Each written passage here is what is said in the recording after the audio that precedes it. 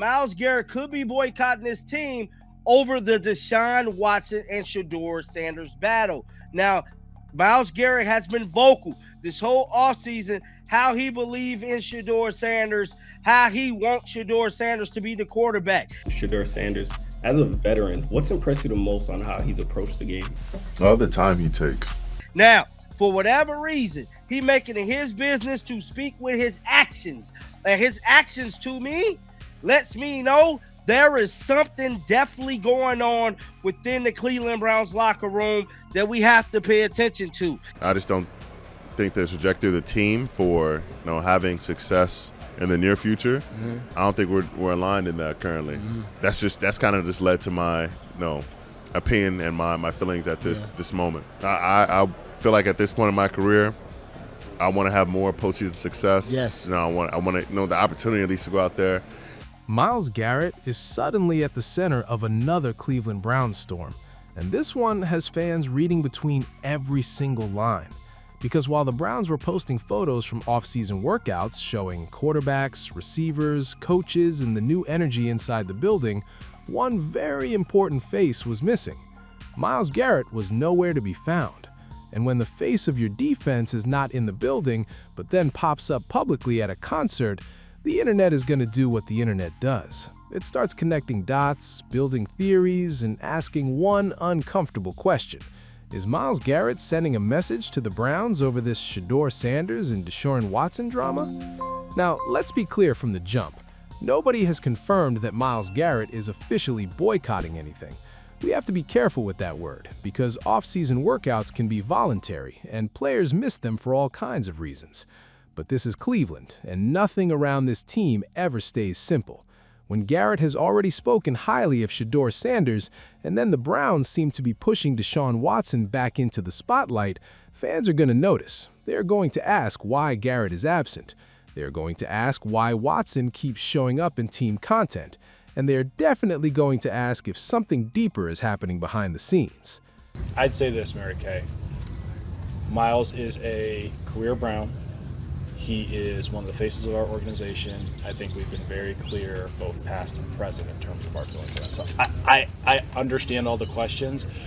I'll be honest, I don't really want to waste a ton more breath on the topic. Here's the part nobody is talking about.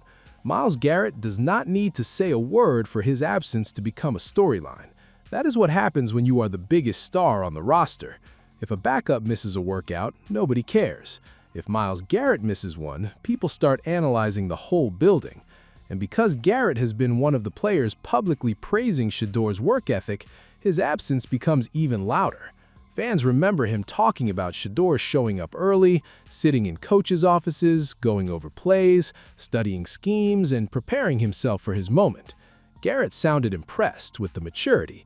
He sounded like he respected how serious Shedeur was taking this opportunity. Shedeur Sanders, as a veteran, what's impressed you the most on how he's approached the game? All the time he takes, showing up early. Coach's office is easily seen when you walk in the building, and almost every morning you see him in there, talking through plays, talking through schemes with coach, and making sure that he's ready for his moment when he gets called up. And I appreciate that level of maturity. That matters because Garrett is not some random fan on Twitter. He is a veteran. He is a leader. He is the defensive superstar this whole franchise leans on. So when he compliments a young quarterback like that, people take it differently. It almost feels like a locker room endorsement. And that is why fans are now wondering if Garrett is frustrated seeing the organization still leaning towards Deshaun Watson, at least publicly. Whether that is true or not, the perception is already out there. And in today's NFL, perception can become a problem almost as fast as reality. This is where it gets dangerous, because the Cleveland quarterback battle is already sensitive enough without the team's biggest defensive star being dragged into it. Cleveland has Deshaun Watson, Shedeur Sanders, Gabriel, and Taylen Green all in the building. Everybody knows they probably do not want to carry 4 quarterbacks into the season. Somebody is likely going to get squeezed out eventually.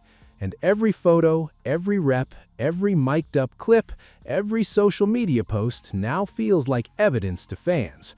If Deshaun gets 2 photos and Shedeur gets 1, people notice. If Shedeur is mic'd up, people say the team is using him for content. If Garrett is missing, people say he is protesting.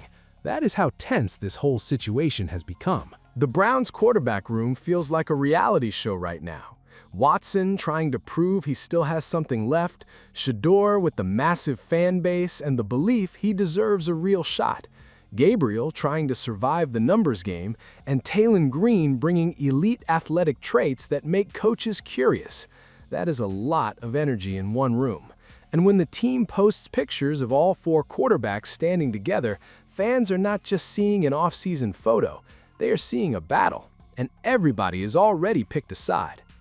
Here's the part nobody is talking about.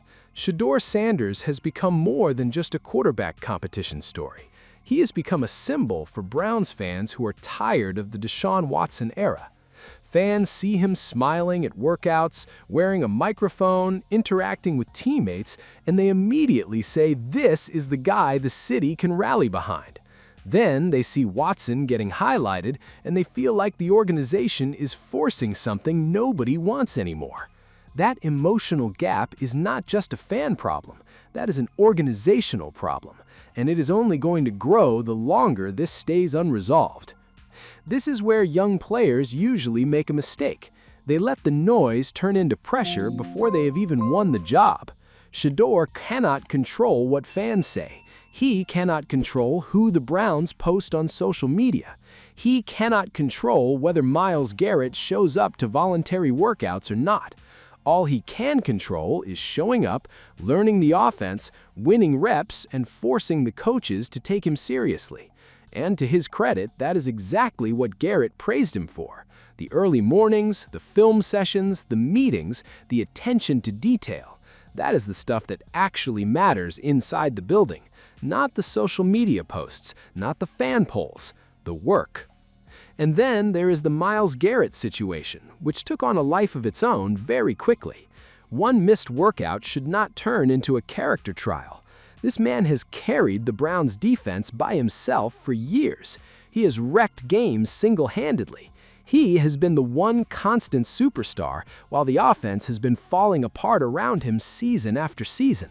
He has earned the right to manage his offseason. But leaders know their actions carry weight whether they intend them to or not. When Garrett is absent while the team is building chemistry and then shows up publicly somewhere else, the questions are going to come. Add the concert controversy on top of it, and now Garrett is trending for multiple reasons at once. That is how fast things spiral in Cleveland right now. One photo, one absence, and suddenly everybody has a theory. Here's the part nobody is talking about. Garrett praising Shedeur's work ethic does not mean he is against Watson. A veteran can praise a rookie without making a political statement. A player can miss a workout without boycotting a team. But because Browns fans are so exhausted by the Deshaun Watson situation, they are reading everything through that lens. Every absence becomes a protest. Every photo becomes a clue. Every comment becomes a signal. Every smile in the wrong direction becomes a headline. And that tells you exactly how little trust exists around this quarterback situation right now. The fan base is not overreacting for fun. They are overreacting because years of disappointment have made them allergic to anything that feels like more of the same. That is the real problem. Not the concert, not the workout photos, not the viral theories. The real problem is trust. Browns fans do not trust the organization to make the right quarterback decision. They worry Deshaun gets pushed forward because of money and ego. They worry Shedeur gets used for content and attention, but never given a truly fair shot when it counts. They worry the locker room knows one thing while the front office does another. They worry the coaching staff will bend to financial pressure instead of making the honest football decision. And that fear is exactly why one missed workout went viral overnight and turned into a full conspiracy theory by morning. The only thing that truly saves Cleveland is winning. Winning kills drama. Losing feeds it. And right now, the Browns are one slow start away from every one of these off-season storylines coming back at full volume. If Watson starts and struggles, people will say the locker room already knew. If Shedeur starts and the offense sputters, people will say the hype got out of control. There is no easy path here. The only exit from this drama is performance. Real football, real results. So now the question is simple. Is Myles Garrett really sending a message, or are fans turning a voluntary absence into a conspiracy because they are desperate for Shedeur Sanders to finally get a fair shot? Is the locker room quietly divided, or is this just another off-season overreaction that disappears once training camp starts? Because one thing is absolutely clear right now. This Browns quarterback drama is not going away. And if Garrett keeps getting pulled into the middle of it, this story is going to get a whole lot louder before it gets any quieter.